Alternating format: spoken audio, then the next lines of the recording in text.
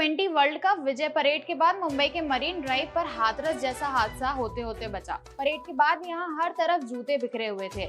Mumbai police के मुताबिक इकट्ठा हुए कई क्रिकेट प्रशंसकों की हालत खराब हो गई थी। कुछ घायल हो गए और कुछ को सांस लेने में दिक्कत हो रही थी। वर्ल्ड कप विजेताओं को देखने पूरी मुंबई उमड़ पड़ी थी। इसी दौरान मरीन ड्राइव पर हालात बेकाबू होते दिखे। गनीमत ये रहा कि सब कुछ बिना किसी घटना के निपट गया, अन्यथा यहाँ भी हाथरस भगदड़ जैसा नजारा दिख सकता था, जिसमें 123 लोगों की मौत हो गई है। आज की रिपोर्ट में हम बात करेंगे कि भीड़ नियंत्रण के लिए आपदा राहत गाइडलाइंस क्या कहती है और कैसे बचा जा सकता है ऐसे हादसों से। क्या लोगों को सच में अपनी जान की कीमत नहीं है? नमस्कार, मैं सिमरन शर्मा स्वागत करती हूँ आपका यूबी न्यूज में, जहाँ हम न सिर्फ खबरें लाते हैं बल्कि उसका बारीक और सटीक विश्लेषण भी करते हैं। भारतीय क्रिकेट टीम के T20 वर्ल्ड कप जीतने के बाद मुंबई में हुई विजय परेड में भारी भीड़ उमड़ी थी।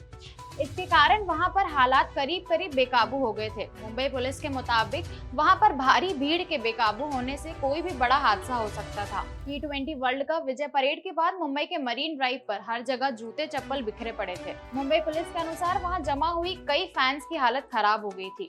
कुछ घायल हो गए और कुछ को सांस लेने में तकलीफ हो रही थी। एक पुलिस अधिकारी ने बताया कि विजय जुलूस नरीमन पॉइंट से वानखेड़े स्टेडियम तक शाम 5 बजे से 7 बजे के बीच निकाला गया। इस कार्यक्रम के लिए बड़ी संख्या में लोगों के जुटने की उम्मीद को देखते हुए पुलिस किसी भी अप्रिय घटना से बचने के लिए अत्यधिक सावधानी बरत रही थी। अधिकारियों ने नरीमन पॉइंट और वानखेड़े स्टेडियम के बीच मरीन ड्राइव पर पर्याप्त सुरक्षा व्यवस्था की थी। किसी भी जीत का जश्न मनाना अच्छी बात है, मगर इस तरह से जोश में बेकाबू हो जाने से कोई भी बड़ा हादसा होने का खतरा बना रहता है। पुलिस ने T20 वर्ल्ड कप जीतने वाली भारतीय क्रिकेट टीम के गुरुवार शाम को मुंबई में होने वाले रोड शो के लिए व्यापक सुरक्षा व्यवस्था की थी। खिलाड़ियों की झलक पाने के लिए बड़ी संख्या में फैंस एकत्रित हुए। अब सवाल ये उठता है कि अगर ऐसा कोई हादसा हो जाता तो इसकी जिम्मेदारी किसकी होती?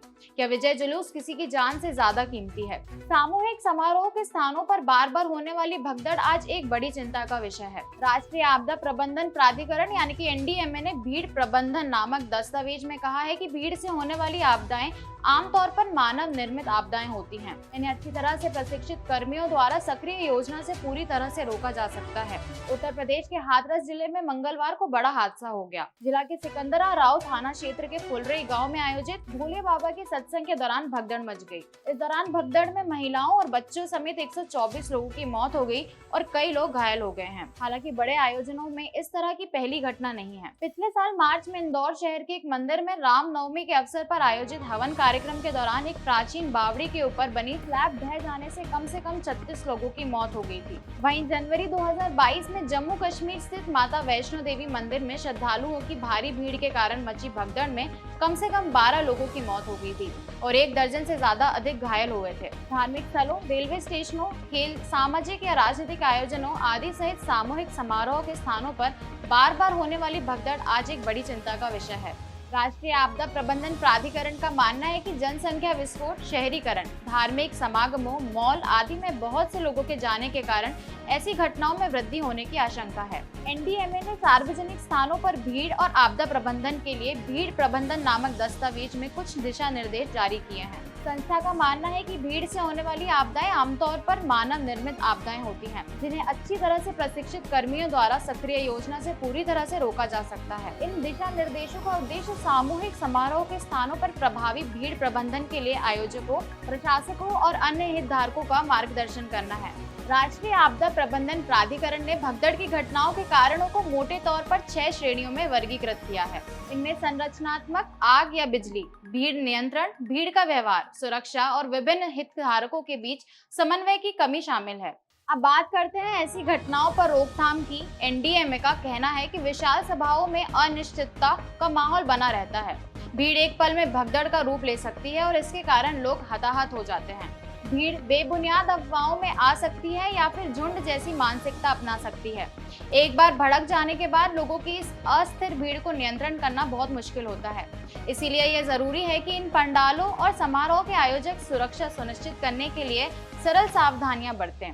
आपदा प्रबंधन संस्था ने अपने दिशा निर्देशों में बताया कि पहला कदम पांडालों और कार्यक्रम स्थलों के मैदानों के आसपास के इलाकों में यातायात को नियंत्रित करना है। पैदल चलने वालों के लिए कार्यक्रम स्थल तक पहुंचने के लिए रास्ते का मानचित्र और आपातकालीन निकास मात्र महत्वपूर्ण बिंदुओं पर लगाए जाने चाहिए। बढ़ती भीड़ को नियंत्रित करने के लिए कतार में लोगों की आवाजाही सुनिश्चित करने के लिए बैरिकेडिंग करना महत्वपूर्ण है। आयोजकों को आवाजाही पर नजर रखने के लिए सीसीटीवी कैमरे लगाने चाहिए और झपटमारी तथा अन्य छोटे मोटे अपराधों के जोखिम को कम करने के लिए पुलिस की मौजूदगी भी रखनी चाहिए। एनडीएमए के मुताबिक अनधिकृत पार्किंग और पैदल यात्रियों की जगह पर कब्जा करने वाले अस्थायी स्टॉल पर भी ध्यान देने की जरूरत है। अब बात करते हैं कि अगर आप ऐसी भगदड़ में फंस जाएं तो क्या करना चाहिए। अगर भगदड़ मच जाए तो आप अपने हाथों को बॉक्सर की तरह रखकर अपनी छाती को सुरक्षित रखें और भीड़ की दिशा में आगे बढ़ते रहें। खुली जगहों के प्रति सतर्क रहें और जहां भी भीड़ कम हो वहां बगल में जाएं। दीवारों, बैरिकेड्स या दरवाजों जैसी बाधाओं से दूर रहें। अपने पैरों पर खड़े रहें और अगर आप गिरते हैं तो जल्दी से उठ जाएं। अगर आप इस प्रक्रिया में घायल हो जाते हैं और उठ नहीं पाते हैं तो अपने सिर को ढकने के लिए अपनी बाहों का इस्तेमाल करें और उल्टी तरफ मुड़ जाएं ताकि आपका जोखिम कम हो। पंडालों में अनियोजित और अनधिकृत बिजली के तार खाने पीने की दुकानों पर एलपीजी सिलेंडर और आग लगने का खतरा पैदा करते हैं। आसपास की घनी भीड़ को देखते हुए आग लगने की ये घटनाएं जानलेवा हो सकती हैं। एनडीएमए कहता है कि आयोजकों को बिजली, अग्नि सुरक्षा बुझाने वाले यंत्रों और सुरक्षा दिशा निर्देशों के अनुसार अन्य व्यवस्थाओं का अधिकृत उपयोग सुनिश्चित करना चाहिए। पड़ोस के अस्पतालों की सूची काम आएगी। हल्के सूती कपड़े पहनना और आग बुझाने के लिए जमीन पर लौटने जैसी बुनियादी तरकीबों का ज्ञान, इन जैसी सरल सावधानियां बहुत जरूरी हैं। तो यह थी हमारी आज की एक खास रिपोर्ट। आपको यह कैसी लगी, हमसे अपने विचार जरूर साझा करें। अगर वीडियो पसंद आए तो इसे लाइक, शेयर और चैनल को सब्सक्राइब जरूर करें। यूबी न्यूज आपके लिए लाता रहेगा देश विदेश से जुड़ी ऐसी और खबरें। तब तक के लिए धन्यवाद।